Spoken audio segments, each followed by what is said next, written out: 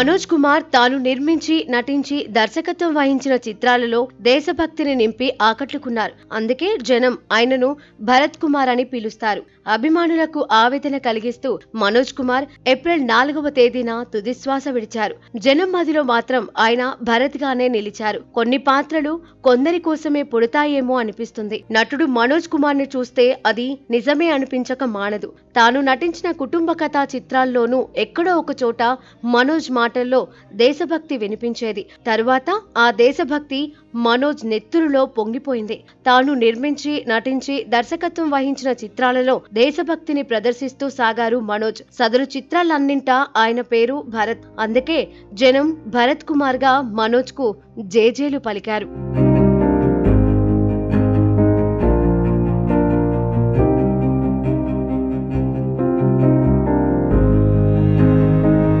మనోజ్ కుమార్ అసలు పేరు హరికిషన్ గిరి గోస్వామి. దేశ విభజన సమయానికి మనోజ్ వయసు 10 ఏళ్లు.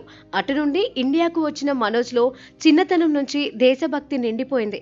అశోక్ కుమార్, దిలీప్ కుమార్ సినిమాలు చూస్తూ పెరిగిన ఆయన తన పేరు మనోజ్ కుమార్ గా మార్చుకున్నారు. చదువు కాగానే చిత్రసీమలో ప్రయత్నాలు మొదలుపెట్టారు. 1957లో ఫ్యాషన్ సినిమాతో తెరపై తొలిసారి తలుక్కుమన్నా 7 ఏళ్ల తర్వాత ఓకాందీతో బ్రేక్ లభించింది. హిమాలయకి గోద్మే సినిమాతో స్టార్ అనిపించుకున్నారు. 1965లో ఎస్ రామశర్మ రూపొందించిన షాహిద్ చిత్రం మనోజ్ కుమార్ నటించిన మొదటి దేశభక్తి చిత్రం. ఇందులో భగత్ సింగ్ పాత్రను ఆయన పోషించారు. ఆ సినిమాకు జాతీయ స్థాయిలో అవార్డులు లభించాయి. ఉత్తమ హిందీ ప్రాంతీయ చిత్రంగా అవార్డును పొందింది. ఈ సినిమాలోని పాత్రకు గాను ప్రభుత్వం ఇచ్చిన ధనాన్ని మనోజ్ కుమార్ భగత్ సింగ్ కుటుంబ సభ్యులకు అందజేశాడు. తనకు భగత్ సింగ్ పాత్ర ద్వారా వచ్చిన గుర్తింపు చాలని, డబ్బులు అవసరం లేదని ఆయన వినమ్రంగా తెలిపాడు. భారత్ పాక్ యుద్ధ సమయంలో అప్పటి ప్రధాని లాల్ బహదూర్ శాస్త్రి కోరికపై మనోజ్ ఉపకార్ సినిమా తీశారు. దాంతో దర్శకునిగా మారారు మనోజ్. ఆ చిత్రం జనాన్ని విశేషంగా ఆకర్షించింది. అందులోని పాటలు ఈనాటికి జాతీయ పర్వదినాలలో వినిపిస్తూనే ఉండడం విశేషం.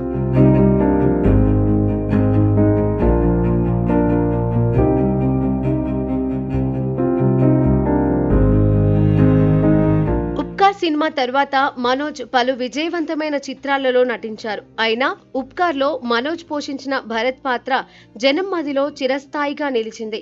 1970లో మనోజ్ స్వీయ దర్శకత్వంలో నటించిన పురబౌర్ పశ్చిమ్ బంపర్ హిట్ అయింది. అందులోనూ ఆయన పేరు భరత్. 10 నంబరీ వంటి ఇతరుల చిత్రాలతో హిట్స్ పట్టేసిన మనోజ్ పేరు చెప్పగానే ఆయన తెరకెక్కించిన రోటీ కపడా ఔర్ మకానా, క్రాంతి, క్లర్క్ వంటి చిత్రాలే గుర్తుకు వస్తాయి. అన్నింటా భరత్ గానే కనిపించి ఆకట్టుకున్నారు మనోజ్. నట దర్శక నిర్మాతగానే కాదు, కథా రచయితగా, ఎడిటర్ గా కూడా సాగారు. పద్మశ్రీ, దాదాసాహెబ్ ఫాల్కే అవార్డులతో కేంద్ర ప్రభుత్వం మనోజ్ ను గౌరవించింది. మనోజ్ మరణ వార్త వినగానే దేశ ప్రధానితో పాటు పలువురు సినీ, రాజకీయ నాయకులు, యావత్ చిత్ర పరిశ్రమ సంతాపం వ్యక్తం చేసింది. మనోజ్ గా మారిన హరికిషన్ జనం మదిలో మాత్రం భరత్ గా నిలిచారు. మనోజ్ కుమార్ మృతికి భారత ప్రధాని నరేంద్ర మోదీ, ఆంధ్రప్రదేశ్ ఉప ముఖ్యమంత్రి పవన్ కళ్యాణ్ సహా పలువురు సినీ ప్రముఖులు సంతాపాన్ని తెలిపారు. దేశభక్తిని సినిమా ద్వారా ప్రేరేపించిన వ్యక్తి మనోజ్ కుమార్ అని కంగనా రనౌత్ పేర్కొంది.